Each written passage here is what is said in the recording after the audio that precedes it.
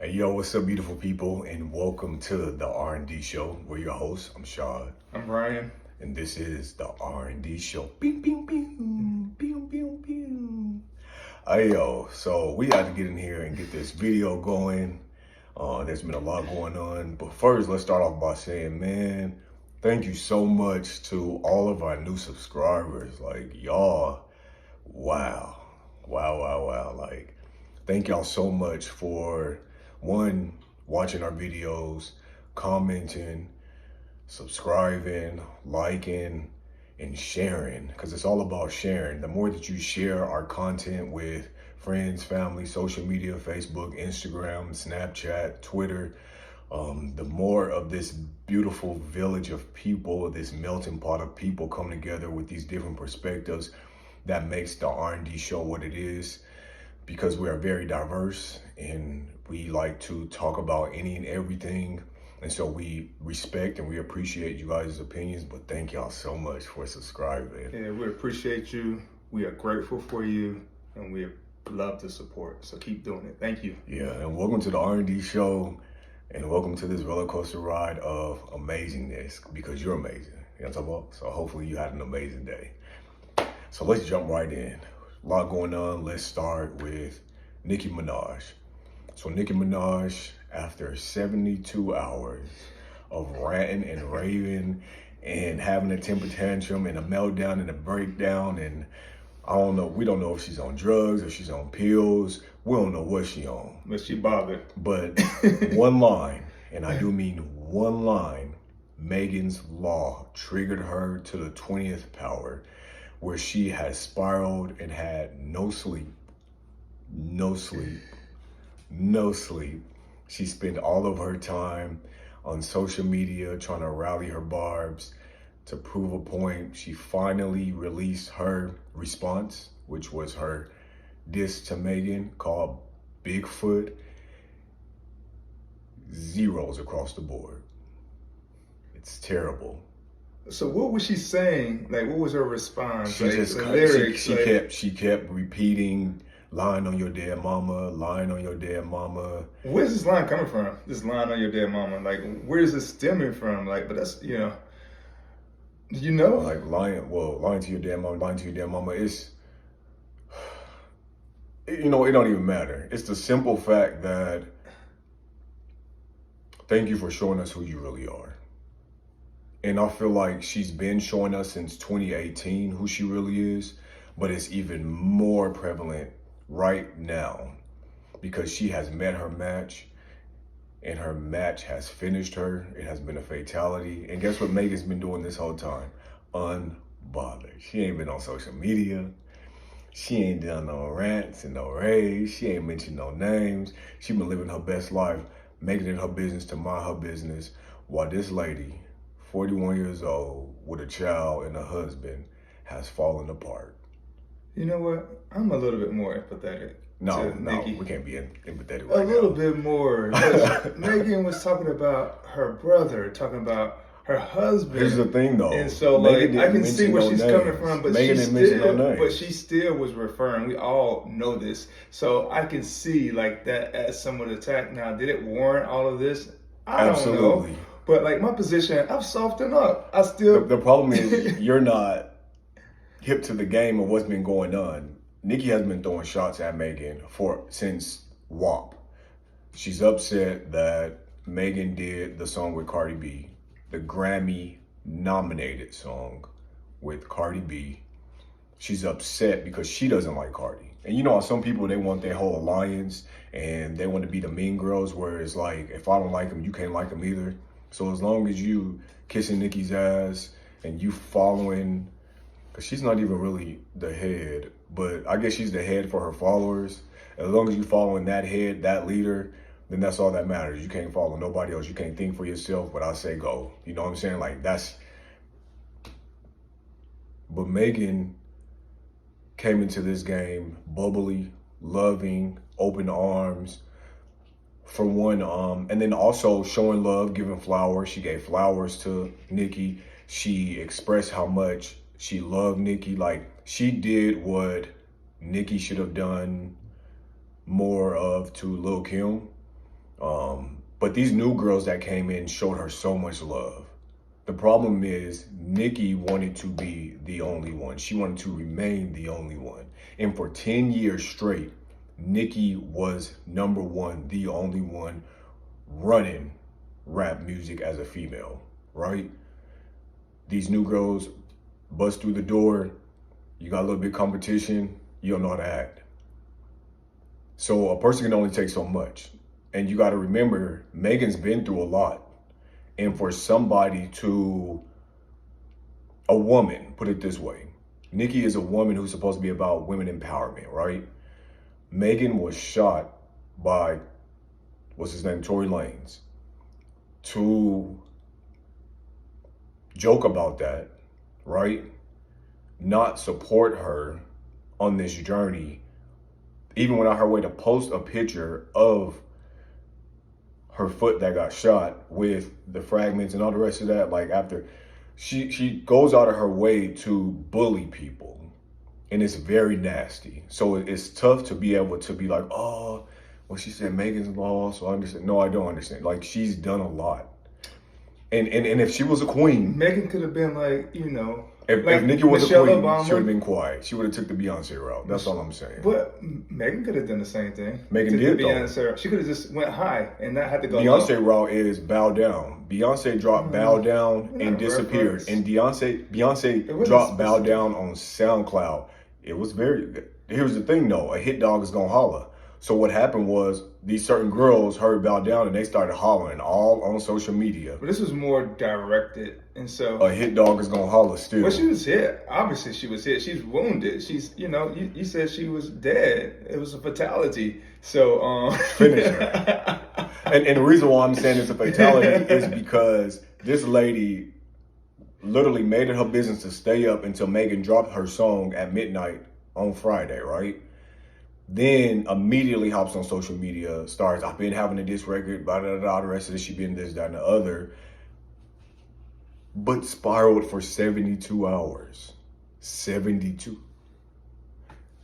To allow somebody to live rent-free in your head like that for 72 hours is a problem. Mission accomplished. That's why I said it's fatality.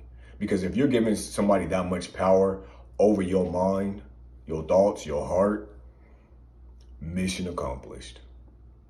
Well, mission accomplished for Megan because she has a number one hit, a top song. So thank you, Nicki. Absolutely.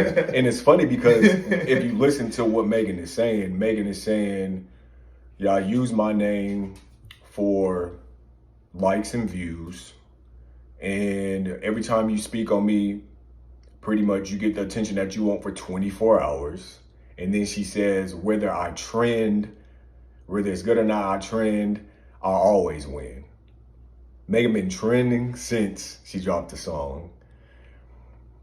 Nicki went above that 24 hours. She made it 72 hours, and now she back on it today. So she's making her be at the top of the game. Like, the response has been no response. They give her nothing. Bro, listen. It's like on the Housewives. People won't film with you. They don't want to give you your time, so you can't be a name. So like, she is doing the opposite. But besides that, if you are the queen of rap, you never leave your throne to throw tomatoes. You never lower yourself to somebody's standard, if that's what it is. But Nicki's been off that throne for a long time, a very long time.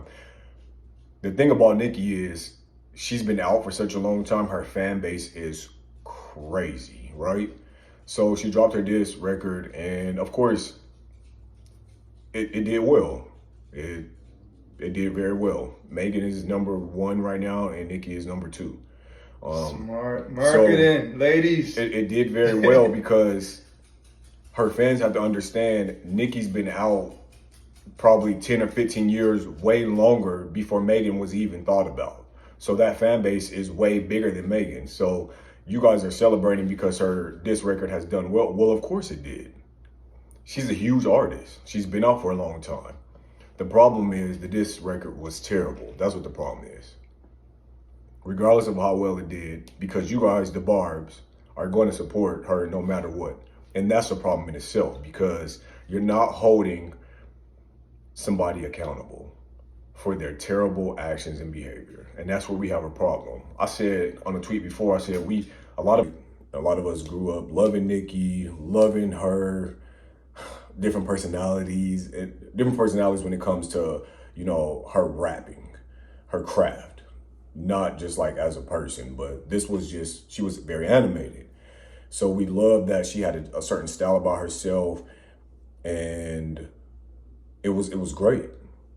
We grew up, and she didn't grow up. So there is where the problem lies, because those of us that actually grew up, mind, body, soul, spirit, all of those things, we see through certain things and we don't agree with it, especially when it comes to bullying, when it comes to entertaining negative, toxic behavior from your fans, also displaying this type of behavior yourself on every social media platform to any and everyone who will listen and think that behavior is okay. That's a problem. That's a huge problem. It is, but I do understand. But you know how I feel. I'm Team Megan, but sometimes you can't choose to take the high road. Megan went low, but Nicki's going a lot lower. But Megan didn't go low. No. Megan did what she was supposed to do. Megan released a song and finally responded to what's been going on for a very long time. She's been very quiet. Enough is enough. But she took the Beyonce route, released a song, ain't say no names, and disappeared. Ain't responded since. Meanwhile, this lady has spiraled for 4 days. Are we surprised? Now I'm surprised. Nicki seemed unstable anyway. Like at this moment, she's unhinged, and she seemed a little bit unstable. But when you listen to her talk, and even on the song, I don't know, but it seemed like there's a deeper issue. Yeah. There may be like a little bit of bipolar or schizophrenia. There could be a little bit of something that she needs to go and make sure that they're not missing something, because I know people are saying, oh, she's just coked up, she does drugs. I don't know if that's true or not, but based off of her actions and behavior at 41, the way she be talking and how she's just kind of like in and out, and then she like goes on rants, it's disturbing is what it is. So it's more so like, is this lady, like, does she have some real mental challenges, mental illnesses that she's not addressing, or she's not letting the people know? Because it doesn't seem normal. It just doesn't seem normal. And far worse has happened. Let's be very clear. Remy Ma destroyed Nicki when she released Sheether. Destroyed. You talk about something that was, you talk about a diss. But that was really you gotta think about it from this standpoint. Remy Ma is a great artist, great lyricist in her own right, but Megan threatens her more. And so I felt like since Megan threatened because of her stardom, because of her stardom and who she is, she's responding the way she's responding.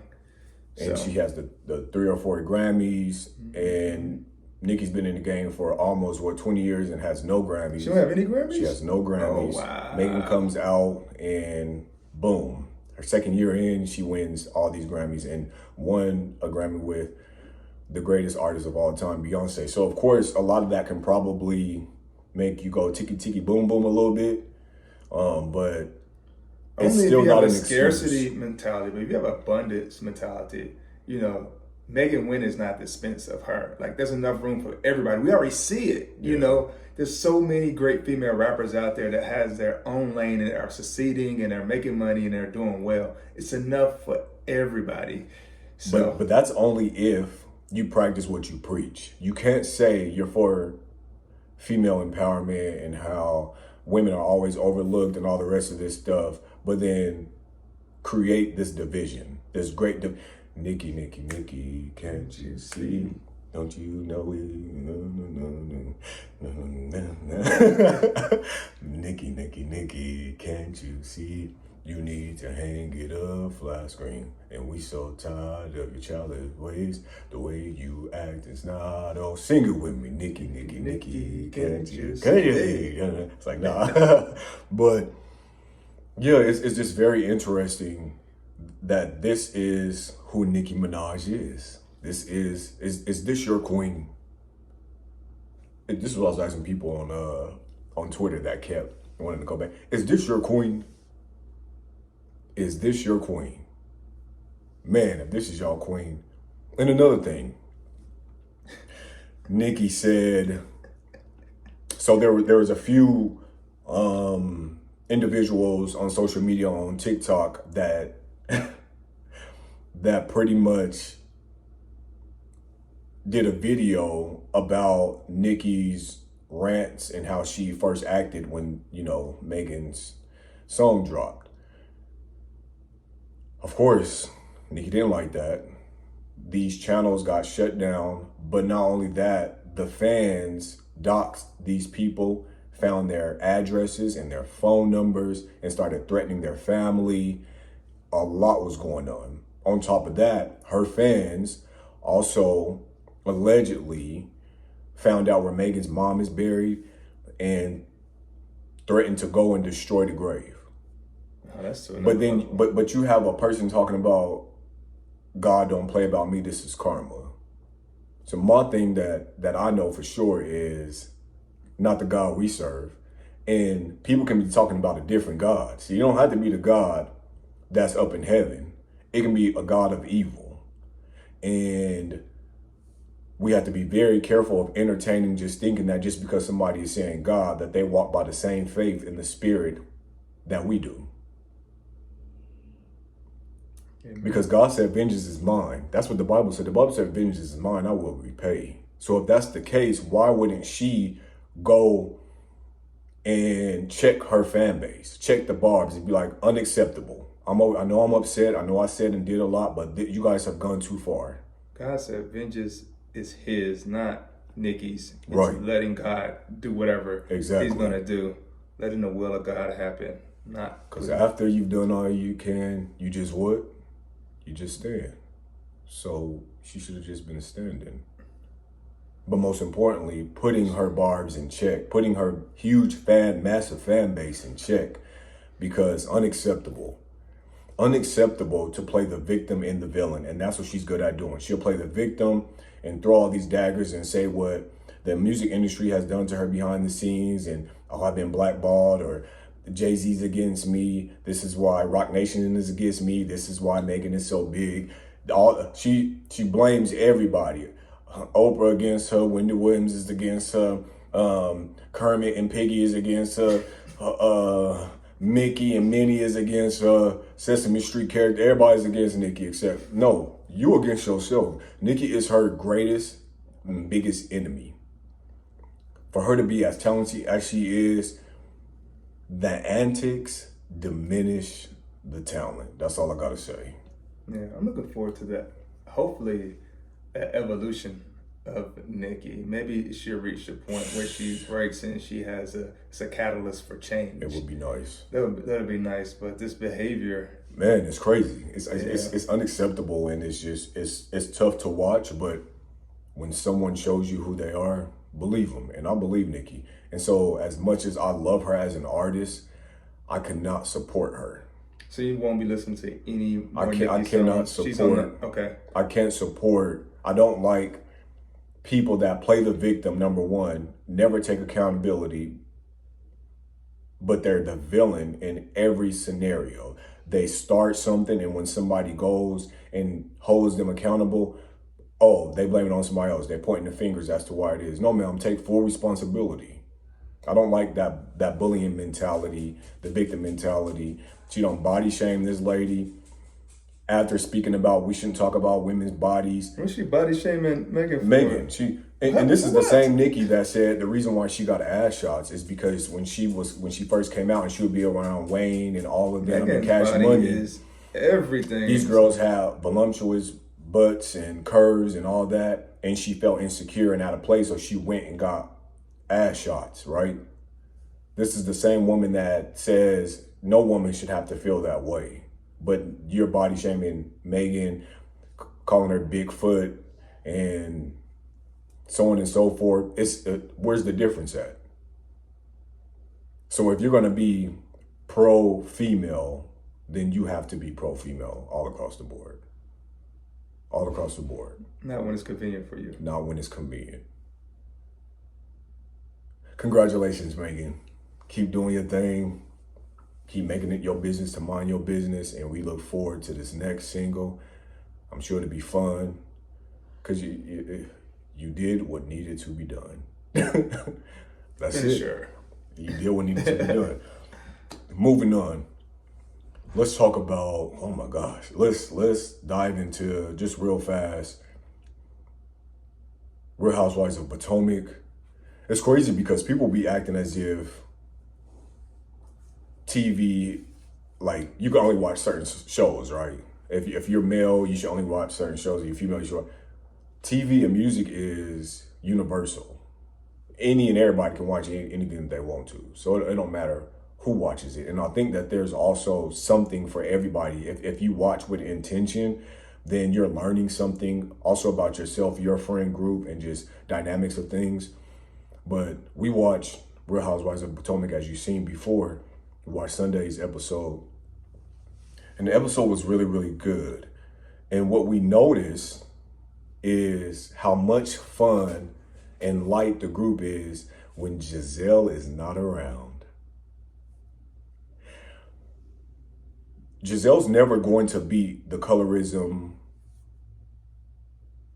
narrative and accusations because of the way she handles herself, right? I don't want to be on the bus or on a trip with Wendy and Candace.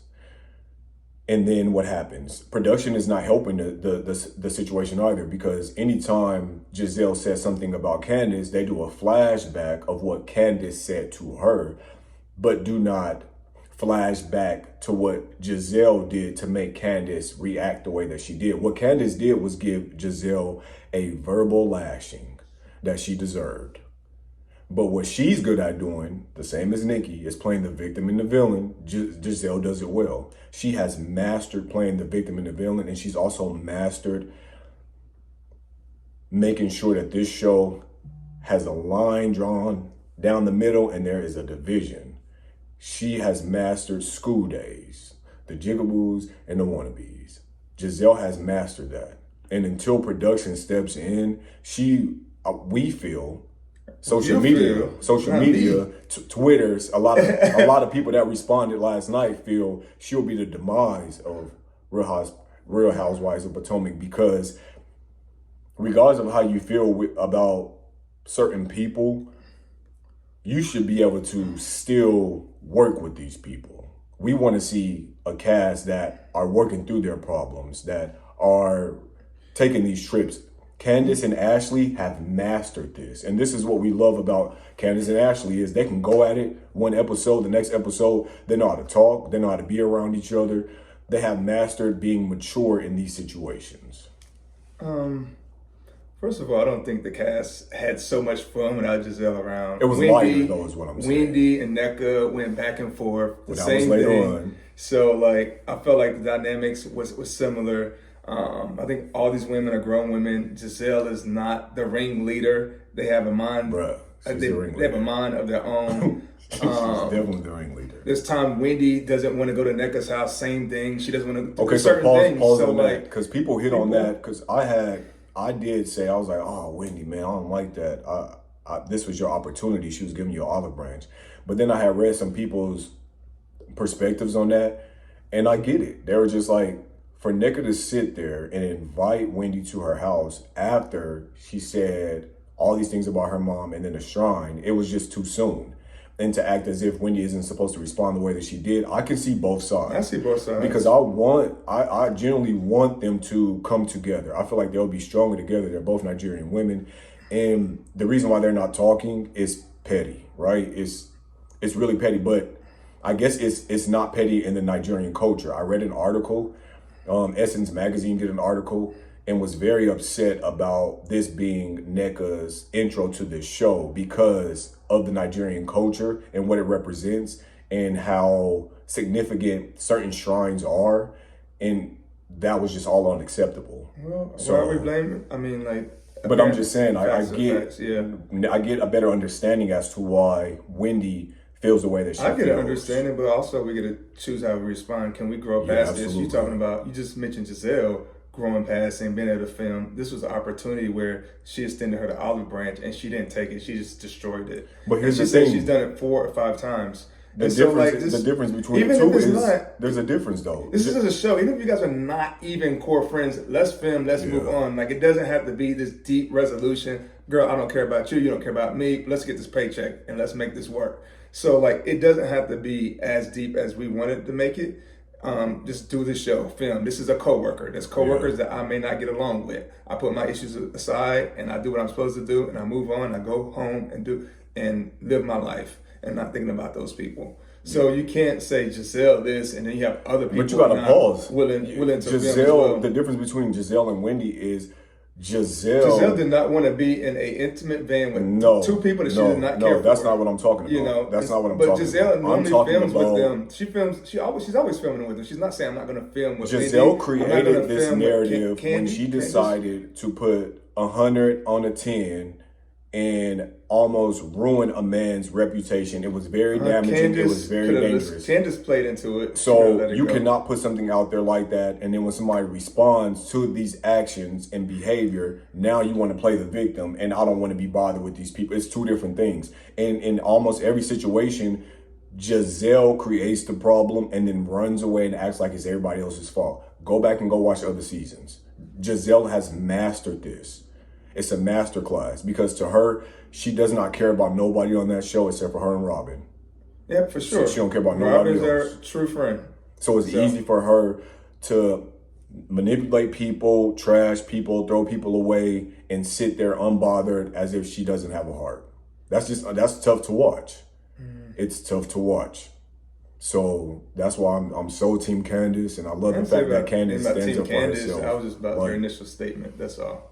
She's the one causing a divide, but it's a divide. But she is. She didn't cause an Echo Wendy divide. No, not that divide. I'm just talking about in general. So. She's heavy on the division side. She's very heavy on being very divisive. She films with everybody in general. This was the one time when she did not want to film because they were going to be in a small, intimate setting, and 2 of the people that she really did not get along with were going to be there, and she had no really support system from her friends. So I can understand in this situation. Stand up in your mess. You know, why you need it? Why you need it? She might didn't want to be bothered. Just like Wendy doesn't want to be bothered. She didn't want to come to Candace's thing when Wendy had something going on already. No, she said she had something going on because she didn't want to be in the same space. So I'm just saying you got to hold everybody to the same standard. I do hold everybody accountable, but you got to go back and watch. I'm just saying what's happening now. It's not just one person. It's multiple people. That's all. But Wendy was on that bus with Nicki. Wendy was in Surrey Candy with Nicki. Because Wendy it's not about Nicki, it's about caring. It's about supporting your friend. Right, it's about supporting this. It wasn't about Candace the week before, though. So when she chose not to come. When who chose not to come? Wendy. She had another engagement. Whether it was true or not, we don't know. But it was hinted that it that's what she said. She didn't want to be around. She said she had an engagement already. So the fact of the matter is, Giselle's responsible. That's just my perspective, is she's responsible. And if people need to go back and rewatch previous seasons and how she did Monique and how she's done Candace and how she originally did Wendy when Wendy first got on the show, and also Karen and a few other people, Giselle's definitely responsible. And then she sits back and hide her hands and then say, oh, I don't feel safe because she said because of my fair skin that is almost close to being a white woman and my privilege entitled as that this is why I am just so nervous for me and my family. Once again, let's just move on. We'll just move on. So that's just how I feel about Real Housewives of Potomac. But we want to see better. We want to see for sure what we got to see in previous seasons where regardless of the conflict, these ladies all came together. These ladies still was in the same setting, under the same roof, going on trips, all in vans, whatever the case may be. They still made it happen because that's what makes the show good. Show isn't as good when there's so much division and fighting and nobody like nobody and people are choosing not to film with folks, which is the reason why one of the producers has been let go. because it's something else that needed to take place. And then when these things, when it's not the division, when it's not the conflict, shows like we talked about support, Married to Medicine, people say it's boring. So like, you know, that's really interesting. But it hasn't been boring. It hasn't been boring to us. It hasn't been boring to us, but I'm saying people in general. It's the drama. People are wanting to drive the drama, the conflict, because it kind of keeps people tuning in. But I think you also want to see the conversation take place. Yeah. You want to see some people work through stuff as adults, because it's not that because it's not a show if you don't work through it. You don't get to the other side of the conflict. So unless you're doing some crazy stuff like Martell Holt, then there's nothing to work through. Yeah, so if you can really just sit down and have a conversation. But does Candace still want to have a conversation? It seems like she doesn't want to talk about it. But I also think that I can understand her perspective. She wants an apology. Right, she wants, I think Candace would be more open if Giselle shows some type of empathy. If Giselle shows hey, what I've done, I shouldn't have done that. I should have, I could have done something different. I could have handled this situation totally different. You know what I mean? There's a lot of people I could have pulled you to the side and told you right then and there. She wants to feel like Giselle cares. Well, we know Giselle ain't got no heart, so of course she don't feel that in her heart. In that situation, she could have genuinely felt threatened. She was probably going about it. One thing about me is God blessed me with discernment, and I know people that ain't got no heart, that act very heartless and don't really operate in a certain space of having a heart. She is one of those people. She really is. And I don't know. A great job with her kids. She has. You can do a great job with your kids. And she does a good job protecting Robin and not saying. You can do a great these job girls with are just your her kids. coworkers. Still not everybody else is making a show. We've seen it. I've seen it plenty of times. A lot of people have seen it. Oh, they're so great. Oh, that's the person. I can't believe. I don't think anybody's all anything. No, we've seen it. Nobody's not all anything. But this is something that Giselle sits on every reunion, cold as ice. Cold as ice. Cold as ice. And I'll leave it there. Moving on. Let's talk about... Moving on. You just moved on. What about my say? I mean... So you got the final word. He got the final word. We moving on. Nah. But since you brought up a certain... I don't recall exactly what you said, because you said a lot, but I want to dive in, and I wasn't going to do this real fast. Okay. Kandi was trending over the weekend. Real Housewives of Atlanta was trending because someone posted that Kandi is the demise of Real Housewives of Atlanta. She's the reason why it fell off. And mind you, Real Housewives of Atlanta still had very high ratings. Not more so in the millions like it did, but it still had very high ratings. So season 9 is when that situation with Phaedra happened. And so it's crazy because I had been saying this, and I understand that the things that transpired wasn't the best. That rumor that was repeated and made up didn't make nobody look good. It could have been very detrimental to Kandi and all that she's accomplished. You know what I mean? Because it's a serious accusation. So I get that wholeheartedly. I get it. Right? It took her a little bit to give Portia some grace. It took her about, 2 seasons maybe to start giving her some grace. And now they're cool. She wanted absolutely nothing to do with Phaedra. And I don't know if that happened right away or if it was really based off of the reunion and Phaedra not apologizing in that moment. But if you go back to that reunion, you think everything was just shock value. Even Phaedra sat up there kind of stunned.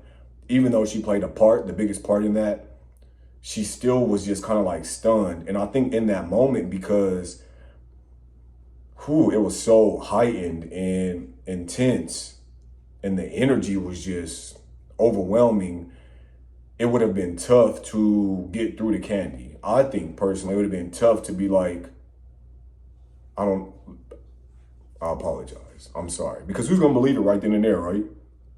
It's fresh, it's new, and I'm over here pissed off. I don't know if that was the right time. Well, why not? And then do it another time if you have to. True. Why not? Why not just take a stab at it, right?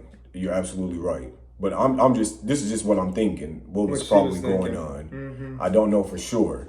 So then some of us, the viewers are thinking, okay, we can't wait to season 10 because redemption. I just believe in redemption. I just said this about Monica from Salt Lake. Bring her back because we want to see her redeem herself. So what we were looking forward to was Phaedra coming back and season 10 just being explosive, because you got Phaedra and Portia, and they're going to have to find a way to redeem themselves off of what they did to their friend at one point in time. Because that was their friend, a close friend at one point in time. And even if that relationship does not look the same, it's not going to be the same, we wanted to see Phaedra hold herself accountable, have that heart-to-heart with Kandi, whether she accepted what Phaedra had to give her or not. But I feel like we wanted to see that, right? A lot of us wanted to see it. So this is why people are saying Kandi is responsible for the route that Housewives took, because she made her own executive decision that if they bring Phaedra back, she's not going to come back. What's your thoughts on that? My thought is, why is it Kandi? Why couldn't it be Phaedra and her actions that caused the shift? If Phaedra had done such a drastic thing, then maybe Kandi wouldn't be in this position. Yeah. Also, I think about the show was doing fine. Also, you had the Nicki situation as well. So that had an adverse impact on the show. So, I do feel that, like, with Kandi, she could have, for great TV, she could have allowed Phaedra to come back. But where do you draw the line? Yeah.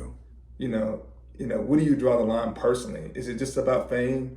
Is it just about, a TV show? Is it just about money? But sometimes you have to draw the line and say, hey, I'm willing to move on. And they had a choice. They could have made a choice and said, hey, Kandi, hey, we want to bring Phaedra back. But they made the choice to bring Kandi back. So I don't think it's Candy's fault, but I see how people could interpret as Candy's fault. She could have made a business decision and said, hey, this is going to be great TV, and this is going to help me get more sales at OLG. It's going to help me get more sales at, all the other businesses I have. But I guess personally for her, she drew the line. And there are times in our lives where we have people in our lives, we draw the line, we say, no more, we cut them off, or we move on. Or some people do. And so this is maybe her just moving on, because it was too drastic of a thing. She wanted to ultimately, I guess, protect her peace all around. That's kind of what that was probably given, is out of sight, out of mind. I want nothing to do with it. Mm-hmm. Okay, so that season goes by. The one thing that I don't like about Phaedra in this scenario is she never apologized. Regardless if she came back on season 10 or she needed a year or 6 months or whatever the case may be, she never humbled herself and apologize for what she did to someone else, because that was not a small thing that she did. You know what I mean?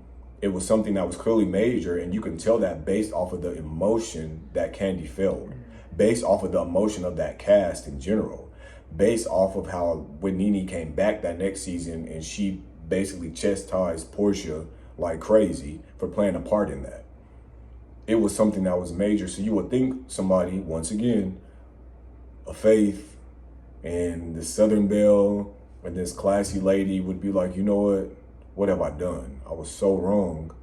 And I was so upset with her that I was willing to do anything to break her down. And that wasn't right of me. Why did I get to this space of feeling like I needed to really hurt her to this capacity? I watched Phaedra go on Wendy Williams and other shows, Watch What Happens Live, and she's just like, who? Pretty much like, what would I apologize for? Like, that doesn't make any sense. Yeah, and it's tough to see that. It's tough to see that she couldn't own that and now it is too late, because Kandi does not care at all. She don't want an apology. She don't want nothing. She does what she can to stay away from Phaedra. So it is what it is. We'll never know. We'll never know. We'll never know. That ship clearly has sailed. But it would have been great to see. It would have been great to see them come back together and try to mend their friendship. But sometimes, sometimes you just got to move on. It's not even worth it. Someone has showed you really who they are to a drastic level, and you don't want to be a part of that. Yeah. So, because we get to pick and choose who we allow in our space, and by doing that, we have the right to live in peace and not in pieces. And if somebody is making you feel like you're starting to fall apart into pieces, then it is in your best interest to remove them from your life. And I don't care if it's your mom, your dad, your brother, your sister. You can let go in love. You don't have to let go of people in hatred and jealousy and envy and anger, but you can let go of them in love. Love them from a distance, wish them the best, wish them well, and move on with your life in peace. And that's where people fail to realize is they like to argue and fight and act a fool and let go of people that way. But at the end of the day, are they living in peace? Are they okay with how things ended? Is something sitting here heavy on their chest? Are they really sleeping, or should I say resting at night? You know what I mean? Or does somebody consistently live rent-free in your head because of the way that you let things go? So take that as a note. Yeah. That's a think piece. Yeah, that's a think piece. Shot talk. For sure. Who said TED Talk? Shot talk. But yeah, that's what I wanted to address. And there was more, but this video has gotten so long. So we're gonna come back and talk about some other stuff. But we want to thank y'all for tuning in. Man, y'all have been so amazing. Y'all have been so amazing in these comments. Let me tell you something. Some lady came to my defense in the comments about the comment I told you when. Which one? Somebody said, I was excited to watch this video, but then I heard your voice, and your voice that was an anomaly. Your voice is too deep and too raspy that I just can't understand what's going on, and so I don't want to watch. Some lady seen that, and she just was just like, that is very disrespectful. He has an amazing voice. And she just went on and she just really, That's a first. That was really Most people sweet. love your voice, man. So that's like, so thank you. And sometimes I can't hear myself, so I don't hear what other people hear. So I'm like, I'm talking up and I'm speaking up. I feel like I'm speaking up, but then they're like, no, your voice is really deep. We can't hear you. And I'm like, but I'm speaking up. And they're like, no. So thank y'all so much. But yeah, thank y'all so much for tuning in to the R&D show. Please be sure to like this video, thumbs it up.